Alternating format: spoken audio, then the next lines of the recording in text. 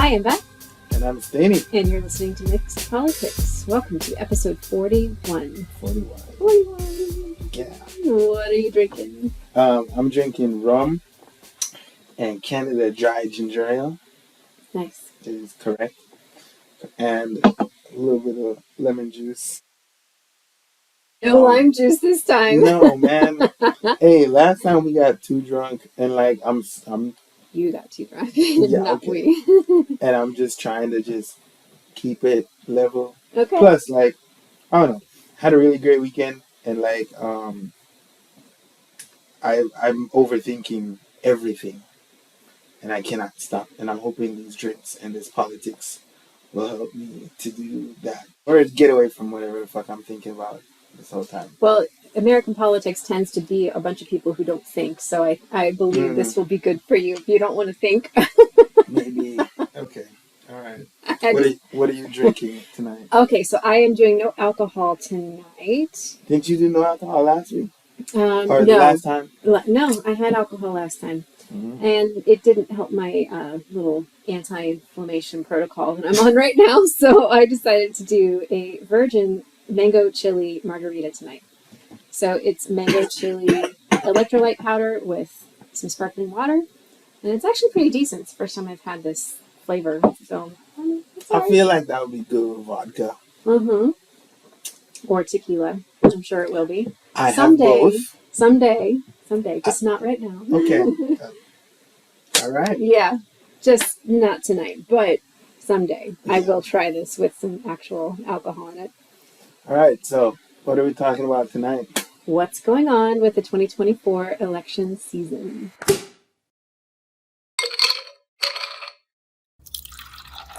All right. We just got started with that. Yeah.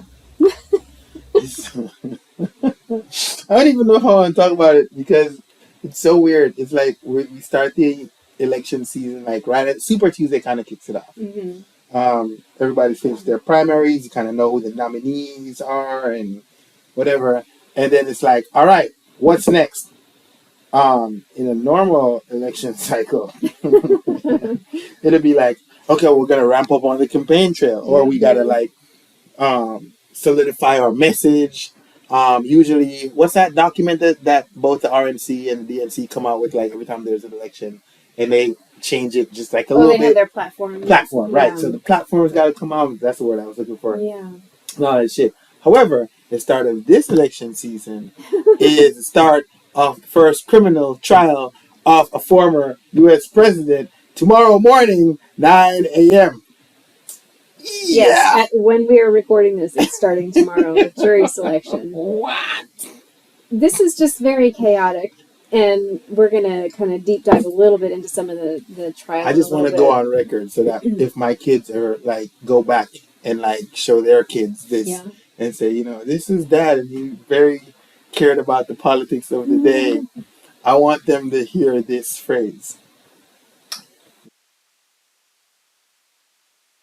Former United States president can be indicted over charges of campaign finance fraud that he used to pay a porn star to have sex with him in the year of our Lord, 2016.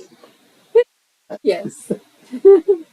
So, it's crazy. Whatever you're going through in the future, and I'm long gone, just remember, this was a thing that happened, and he's going to court for it. Yep.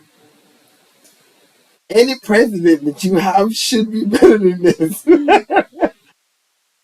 It used to be that scandals like this would end a person's political career, but with him, I don't know. Yeah, they just be like, oh, the shame. I don't want to be in front of a camera to be answering any questions. Yes, many have had to end a campaign because of far less than this. So let's just start off by saying this election season, we have two shitty candidates that we have to choose from yet again. Yeah. So it's just a repeat of 2020. I'm not excited about that. I wish we had different people to choose from, but here we are. You know what I'm excited about a little bit? To see the new platform. because I don't know if you remember the last platform, Mm-hmm. there was like a sentence change. Yeah. I think it had to do with Ukraine. Mm-hmm. And then the previous platform, there was like not, nothing significant except like adding the wall and like this ridiculous tax plan. And oh, you remember it was like repeal and replace Obamacare. Yes. And it was like, with what? With what? They still don't have it. Uh-huh. And that was 2016 platforms, almost 10 years ago. Right. You know. Yeah. So I'm excited to see their platform, especially because Donald Trump and his allies and his cronies have kicked out all of the top brass of the RNC, including their former chair, Ronna McDaniel. No, she's Ronald McDonald's sister. She's a fucking clown. She is Mitt Romney's niece. Ah!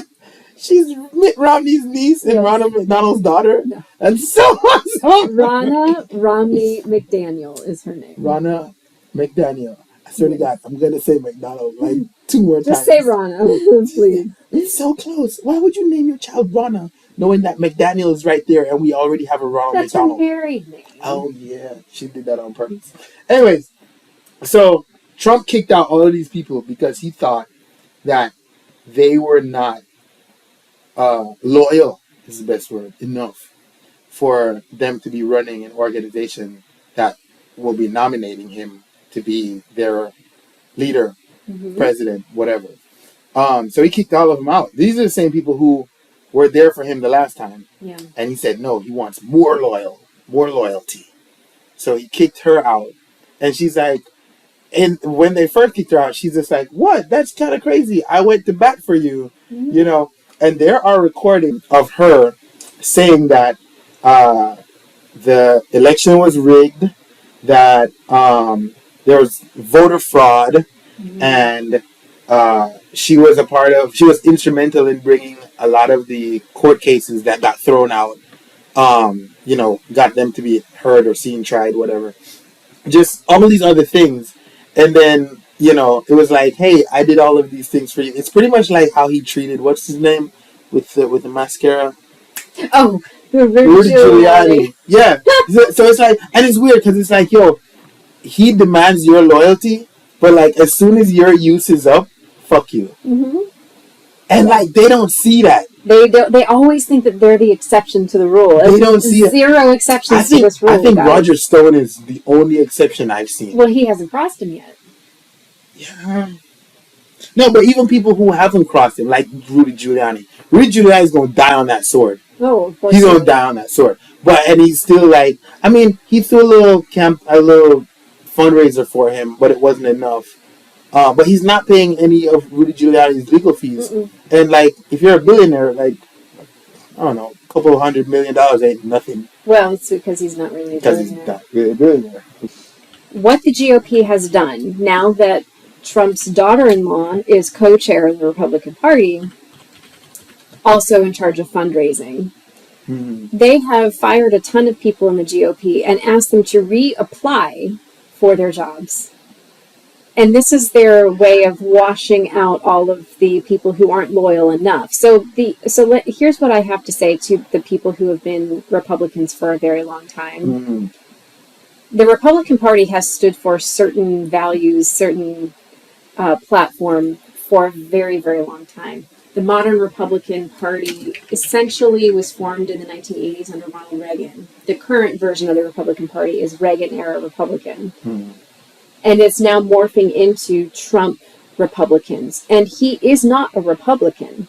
So for all the people who have been voting Republican for 30, 40 years, this firing the people who have been Republicans for 30 or 40 years and then installing people who are newly Republican, not at all loyal to the party, this is what it means by putting... It's not even party over country anymore. This is person over party. Which is like the definition of like authoritarian fascism.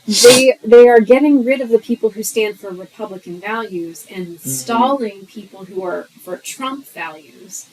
So At what point are the lifelong Republicans going to wake up and realize that you have had your party hijacked at this? Oh, they it's know. not even Hey, Republicans they know. anymore. There's nobody on the right in politics that doesn't understand the hijacking or doesn't know where it started or what's going on. Like, this started with the Tea Party, right? Yes. Yeah. Okay. Yes. So Mark Rubio and his little buddies, you are to blame for where we are now. Yes. Yes. So they have kicked out all these people from the Republican Party and installed Trump loyalists, and they're still going through that process right now. Mm-hmm. And I find it to be very tragic that people have not decided to call this behavior out for what it is. Which one? Which one of the egregious behaviors? All of it. It's okay. All of it together. It is just, there's one common thread amongst all of this behavior, and that is that people are hitching their wagons. We've talked about this before. Hitching their wagons to Donald Trump. And what has he done for you? Really, what has he done for you? He's destroyed the Republican Party, destroyed the country, destroyed our relationships with countries around the world. Hey, I don't know if I've said this on this podcast before, but I do kind of understand the mindset of these people. Oh, I understand the mindset. Yeah. I don't know if you remember the movie The Mummy, the first one, where like Imhotep was coming through, and then you had a little lackey dude, and he pulled out all these chains, right? And he's like speaking all these languages, and he's like, finally, he's like, Hebrew, the language of the slaves. You come with me, and they're like, why are you siding with this piece of shit that's like trying to kill us? And he goes, it is better to be at the right hand of the devil than in his path. And I remember watching that as like a teenager, and I was like, this motherfucker got a point. I get it, but like, how long before he turns on you? Yeah, what happens to him? That's the next part of the story, is what happened to that guy. Yeah. Oh, he fucking got roasted. There you go. So that's the thing, is that every single one of these people who is hitching their wagons to Trump assumes that they're always going to be on his good side. He does not have a moral compass. So it doesn't matter who you are, it doesn't matter how much you agree with him on this day and that day, you will be in his path someday. Yeah, because fucking Bill Barr, William Barr, and the other guy, Rosen something, can't remember their names, but all of them who he appointed into like the cabinet and stuff, and everybody who was just like, hey, if the Justice Department says it was a free and fair election, then it is, and we're not going to side with you. All of his cabinet who's like not sided with him are now like his enemies, right? And like, I don't know if you saw this. This is kind of sidebar, but apparently, England fucking sent someone over, an emissary. I can't remember who, but it's important as shit. Okay. Not the Prime Minister, clearly not, but someone else, to Mar-a-Lago to like have a conversation with Trump, and they're like signaling like the whole world realizes that if he wins, he's on a revenge path. Oh, of course. And so all these countries are just like, hey, we're like, it's like, we're cool, right? It's like when you recognize the one quiet kid that gets bullies all the time in his class, and he's just like, y'all just wait till tomorrow. It's like, oh, well, I'll just not come to school. Right? Exactly. We should not want a president to be on a revenge tour. It's really, it's a sad state of affairs. Yes. That there are a significant population in America that are okay with and actually are cheering him on to be on a revenge tour. I think Rana is going to be at, like, if she's going to be top 10 and not 10. Well, yeah. And I think that this is, now let's flip the coin and talk about how stupid the Democrats are being about this whole situation.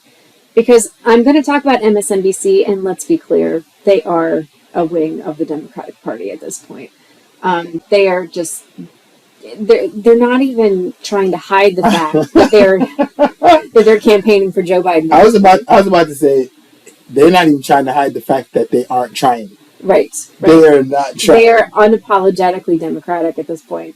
So Ronna McDaniel was hired at NBC And then a lot of the anchors, actually, I guess most of All of them. the TV personalities that you see on MSNBC, Chuck Todd, Joy Reid, Joe Scarborough. Rachel Maddow, they all What's Joe spoke Scarborough's wife? Mika Mika. Brzezinski. I love her name. Mm-hmm. Mika Brzezinski. Yeah.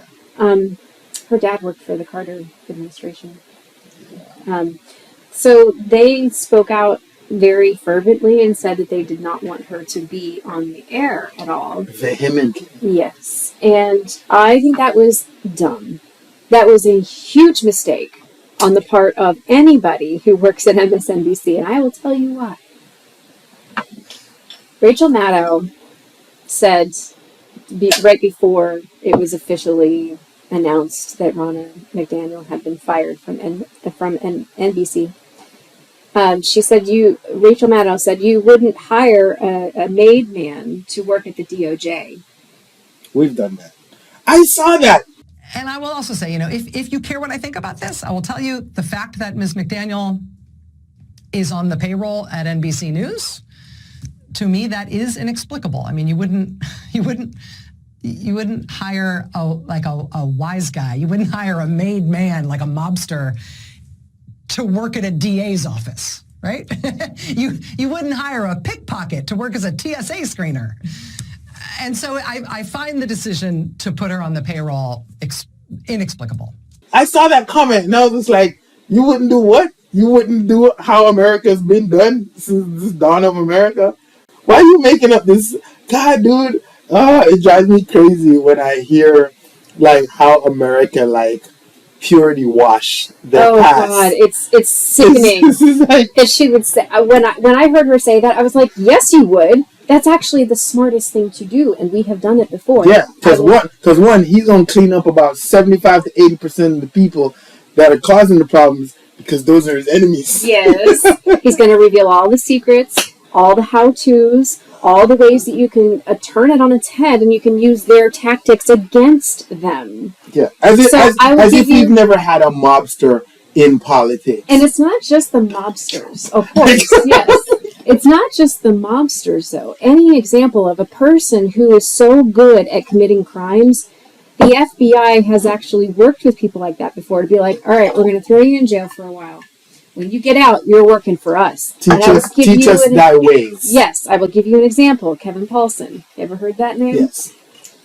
He was a computer hacker in the 1980s. And I did not misspeak there. The 1980s, he was a computer hacker. He was very good at it. He's currently a journalist, and he has done some pretty stellar work. But when he got out of jail, he was the first computer hacker to serve a sentence, to begin serving a sentence that included being banned from using the internet for several years. So in the 1990s, he was sentenced. He wasn't allowed to use the internet.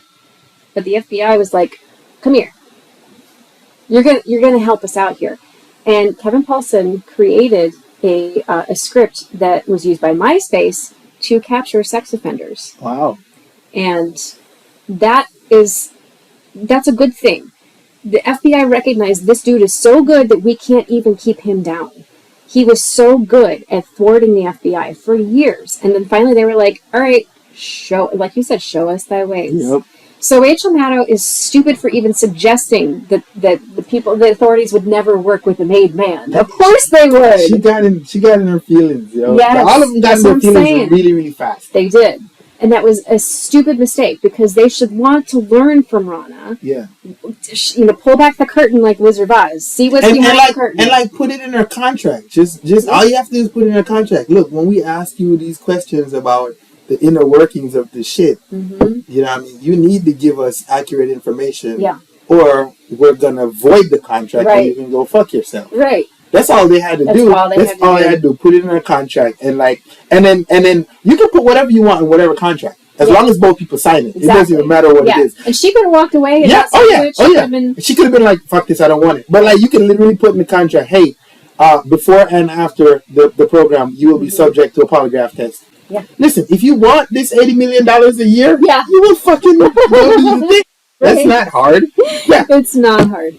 So I think that this just goes to show that our media sources are so biased that they are making stupid mistakes when it comes to actually trying to learn something from the other side. Mm-hmm. So I can't get behind this whole boycott of Ronna McDaniel So shit. I remember because Chuck Todd was the first one who spoke out Probably, about yeah. her being hired there, and but I just want to go back before they even started speaking out. So Chuck Todd spoke out, and then I believe Morning Joe, and then Joy Reid, and then it finally like bounced around and got to, I think there was like a Thursday Friday thing, and we got to Rachel on Monday. Yeah. And then Rachel just fucking came in with the war axe and just by Tuesday she was fired. Because, Maddow is MSNBC's baby. We know that. Sure. We'd like to be somebody's baby, so okay. I'm not gonna knock that. But prior to all of that, right? These two women. So what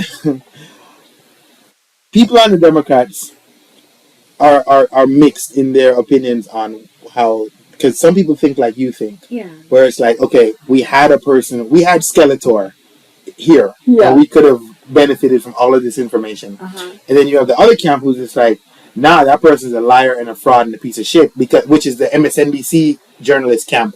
Because they were saying, for years you derided us, you called us all kinds of shit, you made the country lose, I don't know, not hope. Hope isn't the word, but the faith in the faith. I guess faith is the best word in journalists and stuff. Yeah. And then you're just gonna come in this building, set up your little cubicle, and work alongside us now. Fuck that. So like I can see both points. But as one of the contributors of this program always says, Ryan, he says the fight is really between those who believe the means.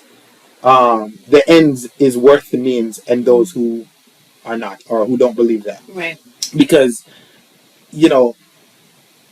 I think in this specific situation, the ends is definitely worth the means. Like, keep her there. Mm-hmm. Because she would have so much insight, not just, for just Democrats at large. Mm-hmm. Whether you're a part of the network or not. If you're listening to the program and she's divulging information, it would be really, really, really beneficial.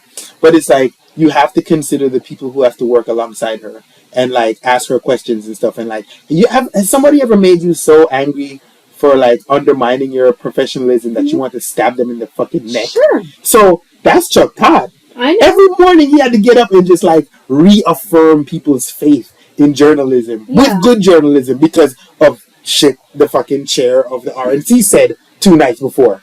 You can't trust MSNBC, and everybody's just like, yeah. And Chuck Todd's just like, look here, man. I went to journalism school, and I'm doing a really good, hard job. So please listen to me every week for like 4 years, and it's just like, oh, now we're colleagues. I understand. I get it. But don't for 1 second think that, number one, that there aren't people at MSNBC who have that mob mentality and do exactly that same shit of toeing the party line and make everybody else feel like shit, and that there aren't people at Fox News who do that all day long. Those people get paid a pretty penny, and they will say whatever you put on their teleprompter because they get paid to say it. They are not perfect. They've said some fucked up shit before too, and don't for 1 second think that they are on the moral high ground here. But let me finish my point. The second thing is, those same people that work at MSNBC accepted Bill Clinton back into their circle, and I think it was on Bill Maher's recent episode. They talked about this, and he was so right. They accepted Bill Clinton back into the circle, no questions asked. He did some fucked up shit too, and he made some people really angry at the Democratic Party. He made some people really angry at a lot of people, angry at Monica Lewinsky she didn't do anything wrong. So these same people will justify the Clintons from here, there, everywhere to next Tuesday. Mm-hmm. No questions asked. So it's not. It is not acceptable in my mind that these people would pretend that they have any kind of moral high ground. Mm-hmm. They will say and do whatever if they get paid to say it and do it. So just like Ronna McDaniel did. The right wing crowd though has been hilarious about it, because half of them are like, it serves you right, because they're Trump fans, right? Sure, yeah. They're like, haha, you got fired, yay, big whoop. And then you have the other half that's like more moderate and conservative. We're just like, well, one, they were worried about how much she has divulged in the few days that she was hired there. But then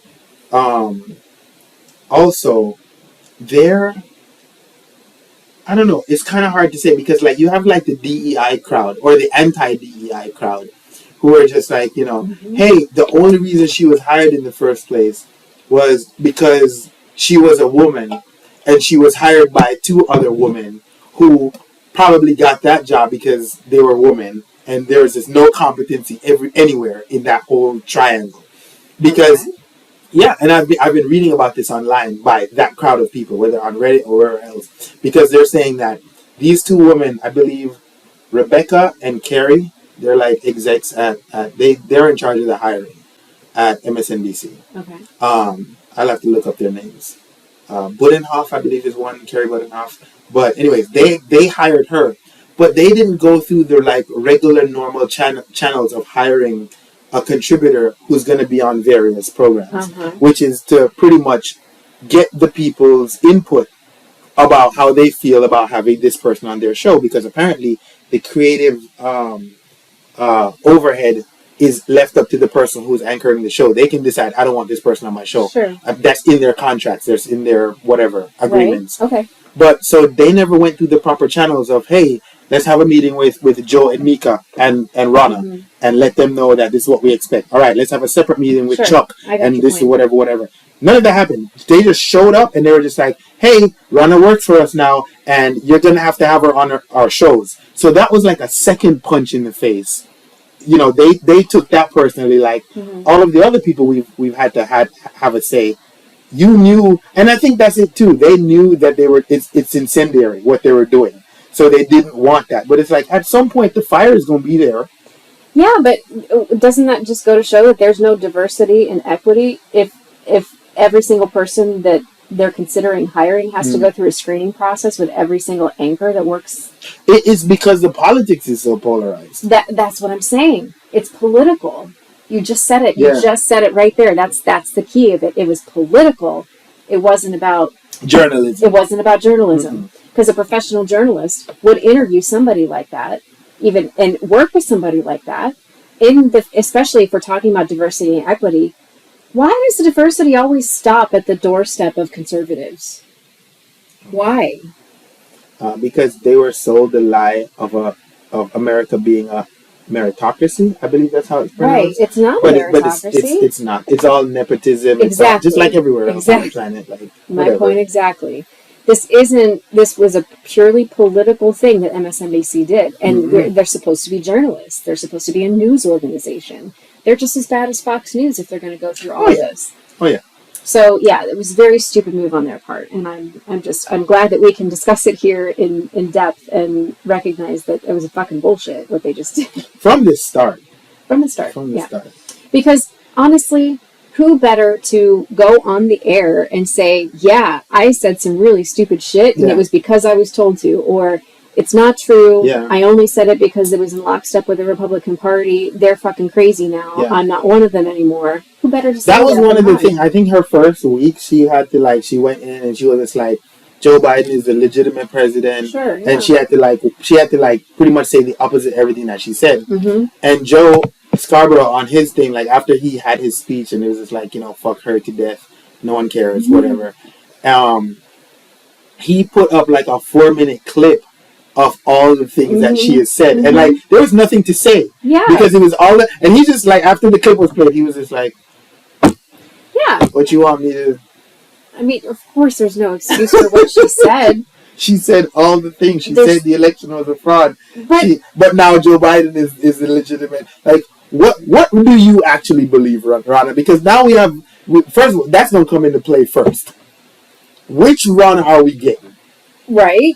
But I could ask the same question, which Joe Scarborough are we getting? Because he's a former Republican congressman. From Florida. From Florida, yes. I found that out too. He said a whole bunch of shit that was,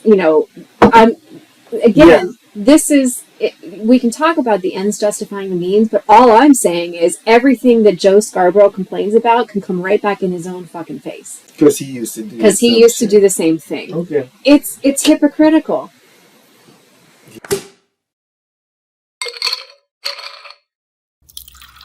let's get talking about this monumentous event of the first former president of the United States being on criminal trial for Woo! crimes that he committed while president. Well, actually, Some of them were before, some of them were before during. this. Yeah, He got 91. You could just confetti. Just, 91 counts.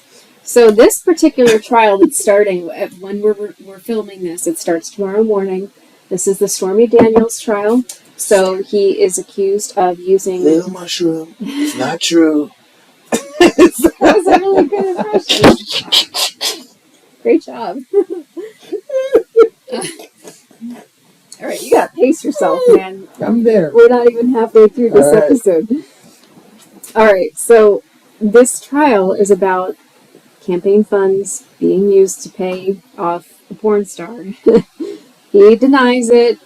She has said many times that it happened, and actually one of Trump's attorneys went to prison for this, for writing the check, the initial check that was used to pay her.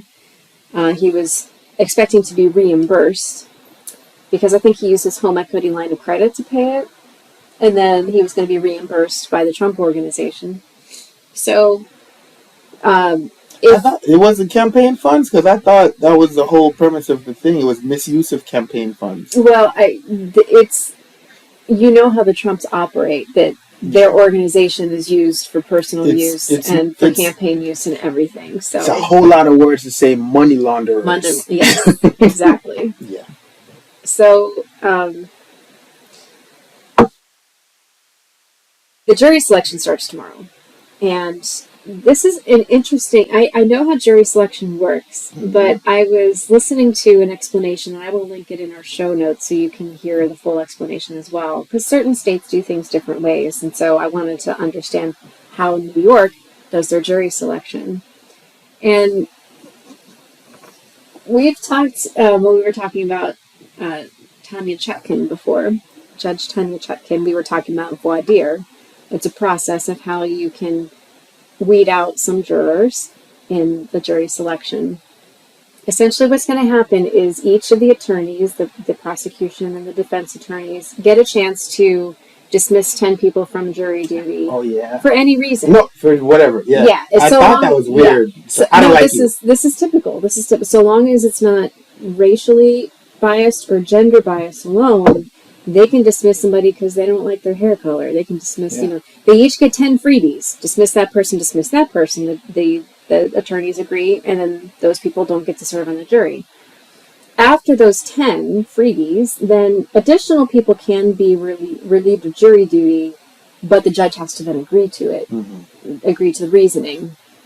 So the process of jury selection is that they're initially asked a question. Does anybody here believe that they cannot be impartial and adjudicate this based on the facts alone? And those people, if they raise their hand, they're gone. Immediately. They're not going to serve on jury duty. And I appreciate that is the first question that people are asked, because there's not a single person in New York or in the entire world, I would think at this point, who doesn't have an opinion of Donald Trump, either favorably or unfavorably. Everybody's got an opinion of him. Yeah. But serving on a jury, you have to put your personal feelings aside and look at the facts, listen to the facts, and only the facts that are presented in the case, not the facts that you heard on television or anything like that. It's only what's presented in the court, and then the jury gets to deliberate and everything. Here's the loophole that I think Trump may try to leverage. There are 12 jurors that will serve on the jury, but then there are 6 alternates. Okay. And those people are all approved by the 2 attorneys. Those attorneys have to agree to the final jury. Now, you can replace jurors with alternates up until deliberation starts. If deliberation starts and a juror needs to be dismissed for any reason, it could be claimed deemed a mistrial. So you can't tell me that there isn't some possibility that Trump is hoping or trying to, in some way, find a way to make it happen. That somebody who's not unbiased and is not willing to listen to the facts in the case and is going to be favorable to Trump all the way through no matter what, that person wouldn't drop out of the trial after deliberation starts so that he can get a mistrial and delay this yet again. So it doesn't happen before because it's a good point that you brought up that word delay, because it's a really confusing situation right now. He has 4 cases, right? 4 cases. At least 4. I lost count. 91 indictments. I lost count. And the other 3 big ones, the documents, what is the Georgia one, and then some other one, who knows. But all 3 of those have been delayed. 6, I believe. Yes, right. All 3 of those have been delayed because it's going to appeals court, whatever. It's like delay. But if you ask him, right, it's a witch hunt. They don't have any evidence. None of this is true. It's a Joe Biden, whatever. And I'm like this. I remember being accused of shit before. Just whether in, personal life or whatever. And if it wasn't true, I can't wait to present the evidence to be like, look, you're a piece of shit. You're a dumbass and you're an asshole and bow to me. But why are you trying to delay shit if you claim that you are innocent, you did nothing wrong, whatever? So he successfully delayed those other 3, but this one couldn't delay. It will be starting on April 15th. And even with that, calling a mistrial or whatever, up to the 11th hour right now, apparently, he's still trying to pull some strings to not have the trial start tomorrow. And it's like, yo, if you didn't pay her the money and you have evidence, receipts, ledgers, bookkeeping, whatever, fucking QuickBooks, that says the truth that is different from what the prosecutor is asserting. Why don't you just show up tomorrow and be like, hey, judge, here we go. Look at this. Haha. And there's people's signatures and there's times and dates and none of that. So it didn't happen. And then the whole world would have to shut the fuck up, and then he could just ride down the street in a chariot and be like, haha, I was right, whatever. But the problem is that is happening. No, he's and his followers are just like, yeah, there's a witch hunt or whatever, and it's like if you came and you were just like, Stainy, you have 18 kilos of cocaine, I'd be like, hey, go search the house. I'm gonna be in the kitchen. Exactly. Yeah, I know. Hey, when you find it, let me know. Yeah. Right? Because I don't have that. Exactly. I don't understand how they work it out in their heads. But then we went through that when they were trying to get the fucking documents. And remember, he declassified them, then he didn't. And then it's like, well, it's his. But no, it was an accident. And then Joe Biden did it too. It's like, oh my God, dude. Donald Trump and accountability is a Venn diagram of non-converging circles. Yes. Yeah. I know. So it's really difficult for me to turn on the news and see day after day after day that there's another tactic of him delaying. I wouldn't put it past him to do desperate shit to delay this trial. One of those cases, he has the judge's help in delaying. I think her last name is Cannon. Judge Cannon. Yeah, and she was appointed by him, and she is doing everything in her power to delay and push back and throw out stuff and whatever. And I think they're at the point right now where what's his last name? Smith. Jack Smith is just going to be like, you're off the fucking case. Well, so he can request that, but he can't force that. Can't force it. But getting that request is almost a sure thing that she's going to be off the case. Because the bar is going to be like, something wrong. Let's investigate. Well, there's a specific reason why, and it's related to jury duty. Oh. It's related to the jury. So this is very something we can work into this existing conversation. The jury has instructions that are given to them on day one. So after you're selected, when you're selected to serve on the jury, you are given instructions and said, essentially it's the instruction of listen only to what you hear in the courtroom, only take into consideration the things you've heard here, and listen with an open mind. Make sure if you have any questions you need to ask. If the judge gives you instructions, you must follow them. Yes. It's very explicit instructions. Now, Judge Cannon said that part of, like, the trial hasn't started yet, but part of the jury instructions that she wants to give them is that the jury has to decide whether or not Trump was supposed to have those documents. Yes. And that's what Jack said. Yes. He's like, why would you have the jury decide that? The judge is supposed to decide that. So, but not only that, apparently, in terms of like the jury selection, she gave one set of instructions to like the prosecution's like for the prosecution, and another set of instructions for it's two different. It's like the defendants, like, their instructions are helpful towards Trump, and these ones over here are filled with obstacles and shit. Like, you can literally look them up, and it's like, apparently it's unprecedented for the two different groups to receive different instructions. It's supposed to be one set of instructions. So the lawyer's instructions from the judge? Yes. Okay. I hadn't heard that. Yeah. And so I don't know. Oh, that's her? That's her. Yes. That's Judge Cannon. So what this is really pointing to what I had said, is that there are jury instructions. You like this part. She added in a footnote that any separation of powers or immunity concerns shall be included in this discussion if relevant. Immunity is a topic for judges to decide, not juries, so it was not immediately clear what the language meant. She doesn't know what she's doing. She's literally just like figuring it out as she goes along. It's absolutely crazy. I don't know. But yeah, that would be for a whole different topic. But these are the kind of, and he actually has someone in a robe that's helping him delay and like do bullshit like that. This is really crazy. I don't, not a fan. Yeah, the delay is the biggest problem, and that is a tactic that he learned. Do you know the Roy Cohn, the guy that the lawyer that he was really good friends with? I heard about this before he was back in the 70s. So Roy Cohn is the one who taught him this tactic of delay, deny, deflect. It is a specific tactic Roy Cohn used to help Trump and his dad get out of immediate culpability for denying black renters from living in his properties. The DOJ sued them and said, and won. And won, but the tactic that he learned from Cohn at that time was delay it as long as you can, deflect deny everything.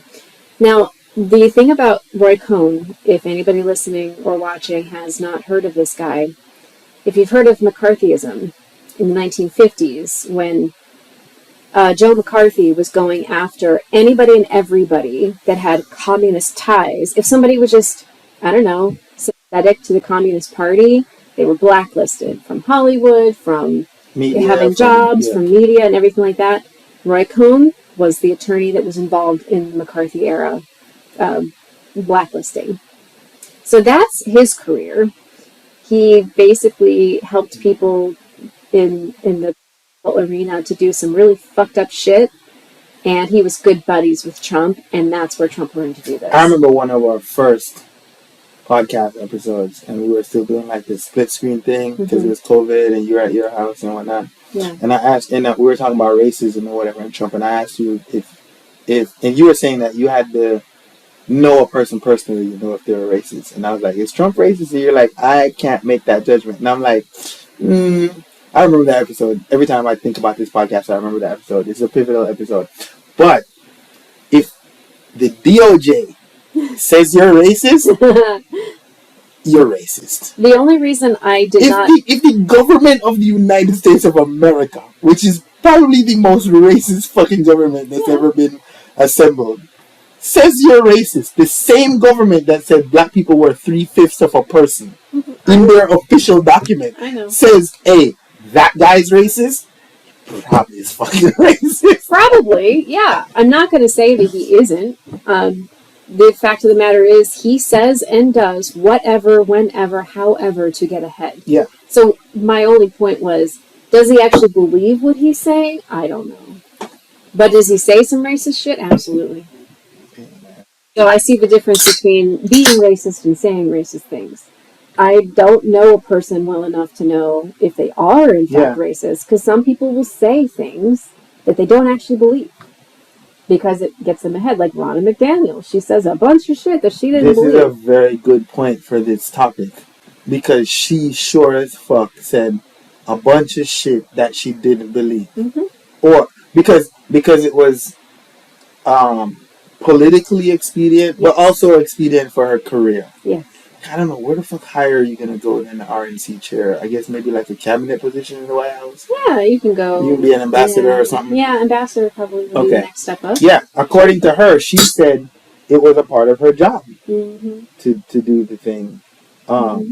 Where other people, people with integrity, they're like, I'm not gonna do this terrible thing. Right, exactly. I'm just gonna go home. Yeah. There are some people who can sleep at night when they do terrible shit, and there are some people who can't sleep at night when they do terrible shit. I'm one of the types of people who would turn down $1 million if I couldn't comfortably sleep at night for what that $1 million bought me. You know? I forgot that we're being recorded like a video. Yeah. It's okay. I mean, I just really thought about how much money $1 million. It's a lot of money. It's a lot of money, but I would not do what Ronna McDaniel did. No, I would not do that. No, because that affects so many lives. Exactly. It's millions of lives. It's not like 10 people. Like, it's a lot of people. I've done some terrible shit in my life. I've never affected 300 million people. That's the thing, yes. And I've learned from my mistakes. So at this point in my life, if somebody handed me $1 million to do what Ronna McDaniel did, I wouldn't do it. Now, if somebody handed me $22.37 million, I would do exactly what Ronna McDaniel did. I'm not going to sit here on this podcast and act like I'm on some fucking high horse. This is generational wealth that I can flip, and my kids will never have to work as long as they fucking live. What are you talking about? We live in a meritocracy. No. I know better. So, no, I'm not thinking about me. If it was just me, if I had no kids, I'd be like, that's some fucked up shit. What am I doing with $23 million? Who gives a shit? But I have kids. $23 million to go multiple generationally far away. I'm doing it. And I get that's why a lot of people do shitty things. Yeah. I totally get that's why. And that's why I'm not sitting up here acting like I'm better or whatever, because as the Blood Elves would say, everything has a price. Every fucking thing. Oh, yeah. You wouldn't do it for $1 million. No. But you do it for $2.7 billion. Yeah, you would. We all would. I can't say yes, but I can't say no. Listen, I don't know. I'll never have the opportunity. You don't even have to worry decide. about sleeping. You can get somebody to come in and inject melatonin in your ass, and then you'll be out. You don't have to worry about how you sleep. Right. You will sleep. So I can't say that I would do it, but I can't say that I wouldn't. And they all got more than $1 million. Sure. They got a lot of money for that. So, yeah. I'm never going to have anybody offer me that much money, so I don't really... You say that now. These people are like 50-something, 60-something. You got like 20 years before somebody actually offers you that type of shit. You notice all these fucking old, terrible-ass politicians on TV look decrepit like they're about to die? Yeah. Yeah. We don't get that kind of money. No. Just give it some time. Shit might change in 20 years. No. Nothing's going to change.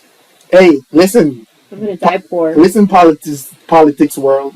If y'all offer me a couple billion, I'm in. Okay? I will do the song. I will do the dance. All right? I'm in. Buy an island somewhere. I have to listen to you people turning up your nose at me.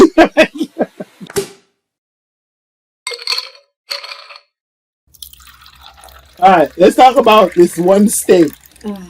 This one awesome state of the fucking union that is the United States of America. And it will be a surprise to you, listeners, that we are not talking about Florida. And we're not talking about Texas. And we're not talking about Texas. Even talking about Ohio. Nor that state up north. Not California. Not New York. Where could we talk about that is of so much importance? Arizona. The sunny state of Arizona. The border state, Arizona. It's messed up. we have done at least 2 different episodes besides this that include Arizona. Uh-huh. Arizona is slowly catching.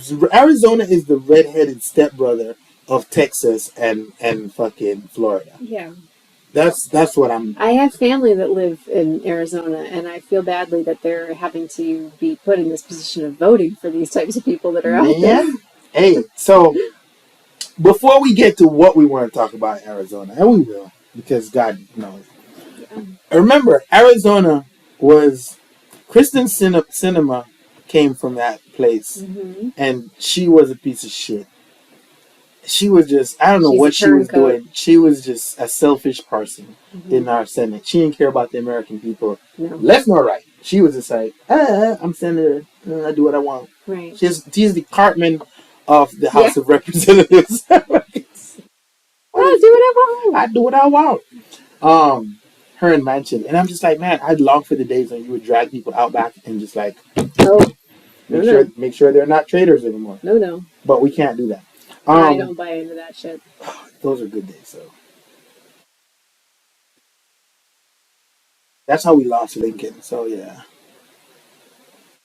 whole theater thing. People can't just. I don't condone political violence ever. You condone political discourse. Mm-hmm. Yes. Hashing it out. Yes. Okay, that's cool. That's cool. I'm from a third world country. I see how fast things move when people die. However, Arizona gonna need some kind of cleansing. Like, we gonna have to go down there with sage and just fucking burn the whole fucking place. Because cinema was terrible. Remember with the fucking election, they were talking about Chinese bamboo? Mm-hmm. Like, Arizona, get it together. Lock it up. Seriously. Lock it up. What was the name of that?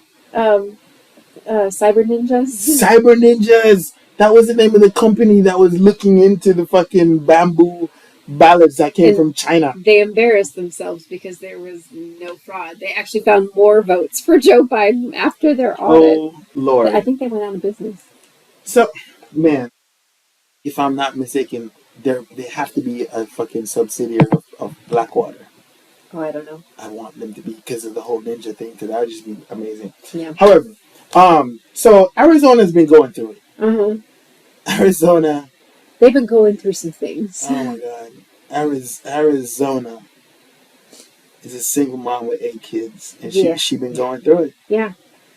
So now, before we get to Arizona, real quick, let's just jump back to Trump real quick. Earlier last week, he said, because they've been pressing the issue of abortion in the media, the questions, and like Joe Biden and whoever and whoever's running in the Senate, House, wherever.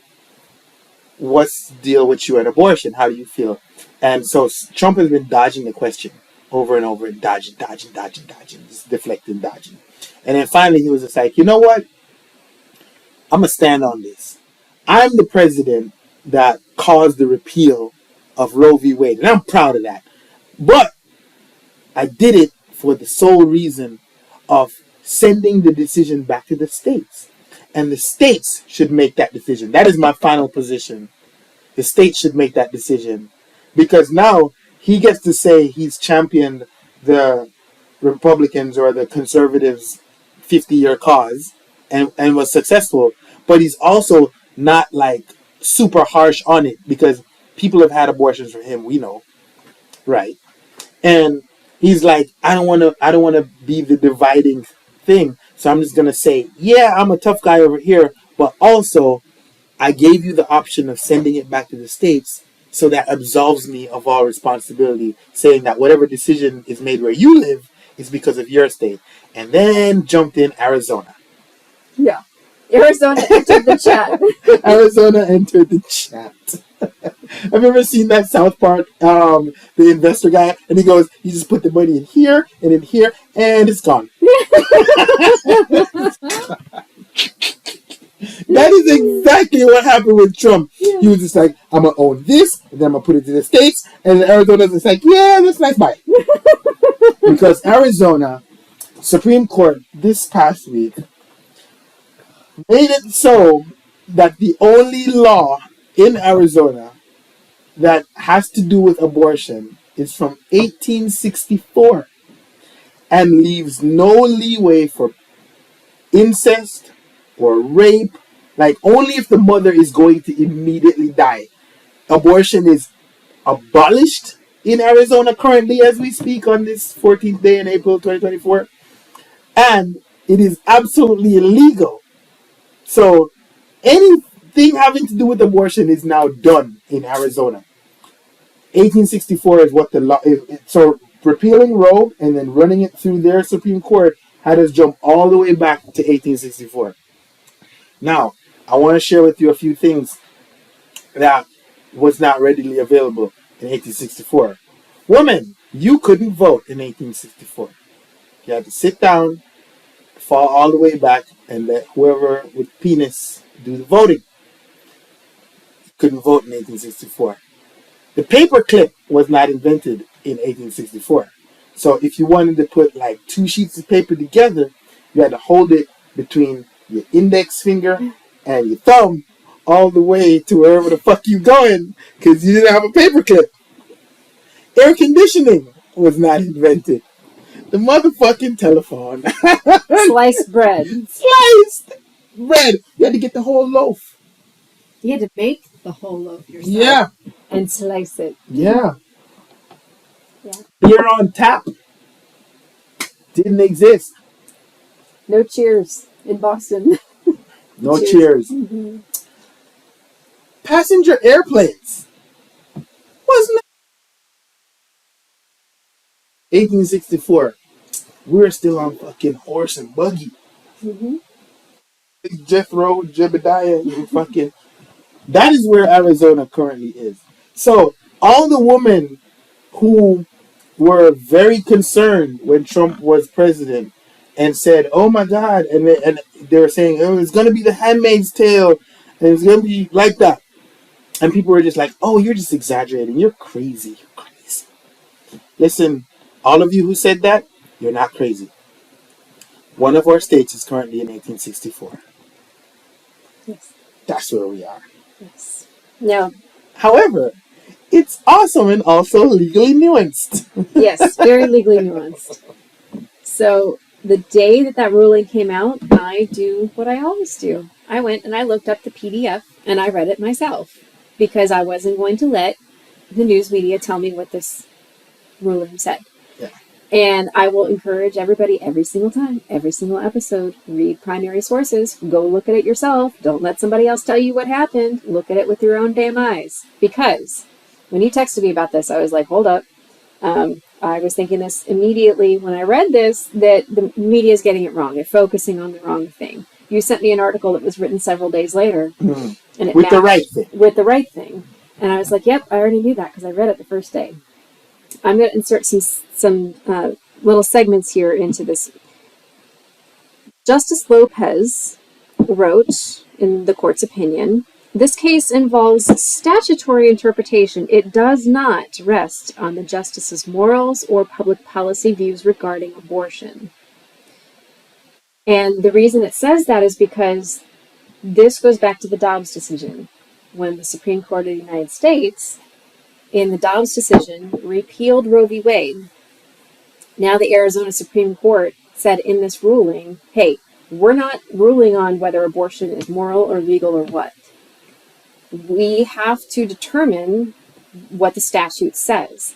And so when they go back to the original statute, we conclude that this does not create a right, this statute that they were talking about in Arizona, does not create a right to or otherwise provide independent statutory authority for an abortion that repeals or restricts this other statute. There are two statutes that are referred to in this ruling, but rather is predicated entirely on the existence of a federal constitutional right to an abortion that has since been disclaimed by the Dobbs decision. Mm-hmm. So the laws in Arizona that are in question here, 1864, 1913, I think there was one in 1921. Anytime this law has been either initiated or amended in Arizona, those were all rendered moot with Roe v. Wade. Right. So because it seems like they just fell back on whatever was federal. Yes. Yeah. Yes. So when Dobbs overturned Roe v. Wade, there was nothing restricting the prior laws.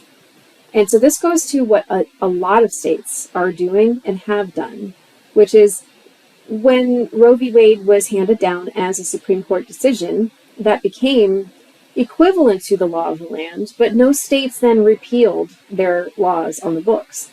So there were trigger laws in a lot of these states. Oh, yeah, I remember those. Mm-hmm. Wisconsin had one. We talked about it Yeah. when we looked at the Dobbs decision together.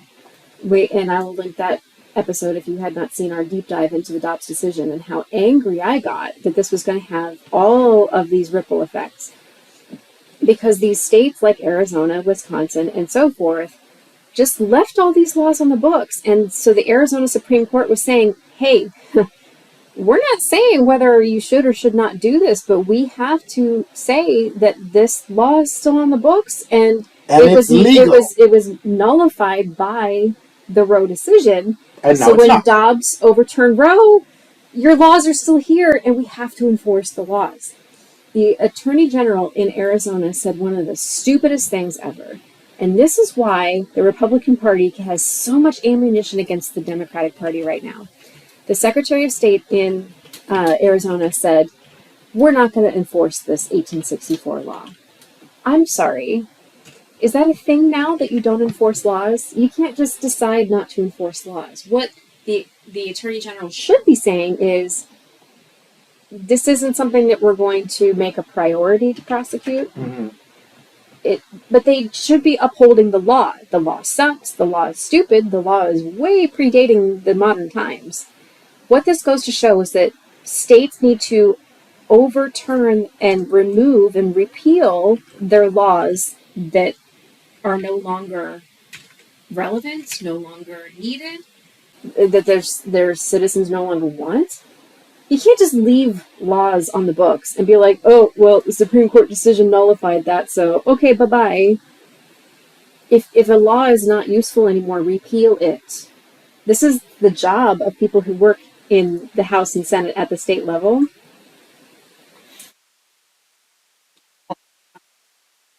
Go on, just go on.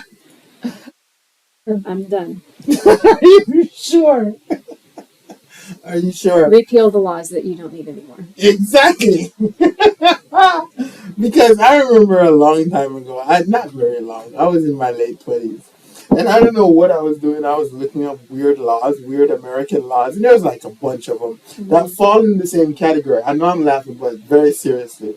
Where some major law federally just blanketed over this thing. So they didn't have to go back. And that's the thing. There's no one in charge of going back and being like, okay, so this is federally a thing. So we need to remove all these 24 things or whatever. So they just stay because people assume, and they should, that once the Supreme Court has laid down a law, they're not going to come back 50 years, 60, 80 years later and just fucking repeal it. Yeah, like because it's all political and shit. Like Brown versus Board of Education. Right. Like, are we going to repeal that? Well, no, we shouldn't repeal that. But what about the laws that were nullified because of that ruling? You should take those laws off the books. Right. And if we don't repeal it, then we're going back to segregation. Exactly. Immediately. Exactly. So there's a law that I knew for a while. And it says, no man shall shoot off a gun while his female partner is having a sexual orgasm. This is a real law on the books in America. It's in a place called Connorsville. I remember the first time I read this, Beth. I don't remember who I was talking to. Probably Steve or maybe Keith. And we were thinking, how did a law like this get on the fucking books in the first place? Right, you know what? Someone set a precedent. Yes. Just fucking... Yes. You were having a good time and you were like, yeehaw! Yeah. Yeah. And she had a fucking heart attack and died. And they had to go through the whole, is this manslaughter, is this murder, or whatever. And at the end of the case, the judge is like, all right, listen up. From now on, we're not shit again. Right. And then it's a law on the books from, 1524. Right. And it just stays. Exactly. That is exactly the best analogy I can give you, wonderful people, for what happened in Arizona. But currently, as we sit here, now, I want you to know that in 1864, and you might like this as a wrap up to this segment, Arizona wasn't even a state. Yeah. It was a territory. It was a territory. And It looked like a huge version of Idaho. It was fat at the bottom and it kind of went up like this, and it included what is now Las Vegas, which is which is currently in another state. So when this law was enacted, the territory of Arizona, including Vegas, Reno, just a whole, it's a shit show. Yes. Arizona has been a shit show, and I wish, oh wow, God, this is how I know I'm old. What? I wish McCain was still here Oh. to just fucking rein him in. He always knew how to do that. Yeah. With just thumbs down. Yeah. McCain died, and like Yeah. Arizona just fucking was like, well, fuck it. And just fucking lemmings off the fucking cliff. They just went for the dive. Yeah. I think that this just goes to show that regardless of which political party is involved in these types of situations, nobody's hands are clean. Because on the one hand, this law is meddling into medical affairs that politicians should not be involved Hospitals in. can't. Like, you can't. Right. The doctors don't go to jail or... Yeah.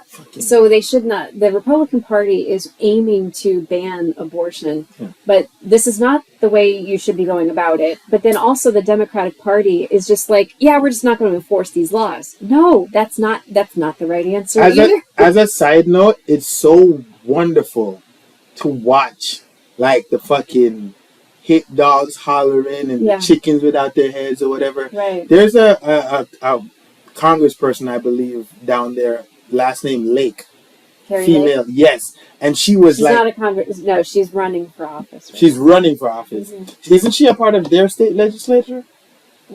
They're not? Okay. Well, not she was very vocal about, like, very anti-abortion and whatever. And then as soon as the law passed, or this week, and it was like, well, we're back in 1864, every Republican in Arizona was scrambling like, no, this is a bridge too far. We do not agree with this. This is too far. We have to have provisions for incest and rape and whatever. It's just like, hey, but weren't y'all hooting and hollering when Roe got repealed? Because the repeal of Roe is what led to this. So you can't take the frying pan without the fire. You gotta take the whole heat. And what is so funny, even Trump, he was just like, yes, I know I said it was the states. You know what's funny? What's funny is whenever he's writing in all caps on his little Truth Social, which lost $6.9 billion in the last week, by the way. I told Beth a week ago, I was like, we should short this. We should fucking short this. It's not going to survive. And we didn't. I didn't. Would have made I'd have made off with a bag. But he was like, the state legislature of Arizona has to go and deal with this now. By the way, they're meeting on Wednesday. And the word on the street in Arizona is no matter what they do, even if they like pass some kind of like amendment or adjustment or whatever, it's not going to take effect for 90 days. That's their law. So it's nothing that's immediate. So anybody who needs an abortion in the next 3 months in Arizona, you can't get one. I'm so sorry. But that's what you vote for. You get what you vote for. Now, the weird thing about it is this. This is such a gift for the Democrats. Mm-hmm. It is. It's such a goddamn gift. Because all those women who I talked about before, who were saying, like, this is a Handmaid's Tale or whatever, they can be like, look, right. And it's not just Democratic women or independent women or whatever that need abortions. Conservative women need abortions for a multitude of reasons. All the time. And now, no one can get one. It's illegal. It's whatever. And this is such a gift for Democrats because Democrats can just be like, hey, look what they did. And you don't have to campaign on anything else. You don't have to say anything else. It's like, listen, we let y'all do what y'all want, and you turned it into 1864 in 2024. See? And just repeat that over, ad nauseum, just over and over. Anytime somebody asks you a question, so what do you think about the Sacramento Kings? Well, the Republicans repealed Roe v. Wade, and just hammer it home. Yeah. This is a free 11 electoral college votes. Because they can't hide away from this. No one did this but Republicans. They spent 50 years doing this. No one did this but Republicans. Mm-hmm. So all the Democrats have to do, Joe Biden and everybody else, just be like, well, just look at Arizona. Yeah. Do you want your state to be Arizona? Just hammer the fuck out of Arizona. Right. Arizona's gonna flip to blue. All the women are gonna be mad. Because matter of fact, wasn't it blue last time? Yes, it did. Arizona and Nevada were blue. That's how Joe Biden won with Georgia. Yeah. Oh God, they have painted themselves in the corner. This is what I keep saying to. I keep saying this to my husband every time Painted themselves in the corner. we're talking about how sad the state of affairs is in certain circumstances. I keep saying this over and over again, that this is what the Republicans asked for. They wanted to have small government. They wanted to repeal Roe v. Wade. They wanted to have uber capitalism. And guns everywhere. They wanted to have guns everywhere. So now we have all these mass shootings all over the place. We have inflation that is high because supply and demand and other shit. And we have, these states that some have still have abortion laws that are banning everything, and women are unhappy about that. And then we have other states that allow it because, states' rights. And so this is what Republicans have asked for. This is the world that they asked for. A DA got fired in Texas just this past week or so because right at the time when they had repealed Roe v. Wade in their state, Texas. Remember we did the episode on if you can prove that somebody was having an abortion, you would get whatever. Yeah. Somebody did that, and this one woman had to go to jail, and it turns out that the miscarriage that she actually had wasn't her fault, and so the DA had to fucking quit. Yes. And it's just and if you would just mind your motherfucking business and let doctors and women work it out, right? Yeah. It's really sad to see that it hasn't hit people yet. It really hasn't hit people yet. That when we have high inflation, it's because the free market's not always going to be good to you. Sometimes you're going to be on the losing end of the free market. And if you want states' rights, sometimes the states are going to pass laws that you don't like. This is the world Republicans wanted. And now that they have it, yeah, well, not really, but it's just this is what they asked for. They wanted to ban abortions. They wanted to have free market capitalism that was unfettered, and they wanted to have small government that wasn't interfering with foreign affairs. They didn't want to be involved in any foreign wars, and now look what's happening across the world. This is what Republicans asked for, and now they're the ones complaining the loudest about the state of affairs right now. When is it going to register in their minds that this is not good for them? You know what, though? And as much as I agree with you, I'm going to also add that this is also a Democrat form, and I'm going to tell you why. It's been my position on this program since we started that America has no real left. Whole goddamn thing is right. That's true. Because here's what happened with Oregon, where they decriminalized drugs. Yeah. Right? Mm-hmm. And then after 2.5 years, the governor just signed a law making it criminal again to have even the smallest amount of drugs or whatever, because they didn't see all of the positive effects of doing that other countries and other states and other whatever has had when they've had 16 years of decriminalization. Right. Oregon wanted to see all of that in 2 years. Right. And it's not about health, and it's not about people's welfare, and it's not about taking care of the community. It's about whatever is politically expedient. It's just hey, right now, because we decriminalized it, we have that first little few years of mayhem before things normalize. And it's people are angry about the mayhem, so I have to switch immediately to get their votes back. Right. And it's wow, man, you care about votes or you care about making things better? That's right. Well, we know what the answer is, and that's why we're here. Exactly. That's exactly what it is. They're always running for their next re-election. They're not actually running on principles and policies. Yeah. So, all right. You want to tell these people how they can reach us? Sure. We are available on all major social media platforms. Well, not all. Sorry. We're not on Truth Social. No, we're not on social. I did make a Rumble account a long time ago. Not for us. I don't know what that is. I'll tell you later. I made one for me personally on Rumble that I've never logged into. So we're available on Facebook, on X, on Instagram, and then any of the major platforms where you listen to podcasts. We are available there too. And we are also on Patreon, and he's going to tell you about that. Right. You can log in to patreon.com/mixpolitics. And there, you can give back to us as we give back to you and have some kind of like commensalism. There's extra stuff there. There's extra footage. There's bonus footage. We drink. We get more drunk. We talk about stuff that's only on Patreon. And then, to be honest with you, at the end of the year, we upload those for everybody anyways. But you can get them live. There's merch. We've got hoodies. We've got t-shirts. We've got beanies. We've got tote bags. We've got cell phone case thingies. All kinds of stuff. You can get those there. That's what we do for Patreon. All right. Yeah. So, to all our analysts, pundits, and experts. Cheers. Cheers. Makes politics dance. Yeah. I made these. Did you make them with yourself, your hand? Well, it's with the etching cream. So I used my Cricut machine I took our logo and then I transferred it into a file. I on thought my Cricut, and then I cut it out with the cutting machine, and then I used etching cream. I thought you paid somebody to do this. No. It's really nice. It's really well done. Well, some of the etching cream didn't stay, so it's a little bit light there. No. It looks vintage. It looks perfect. like it looks aged. Yeah. Oh, there you go. It looks aged. I don't mind it at all. I did this myself. It's wonderful. It's politics. Yay.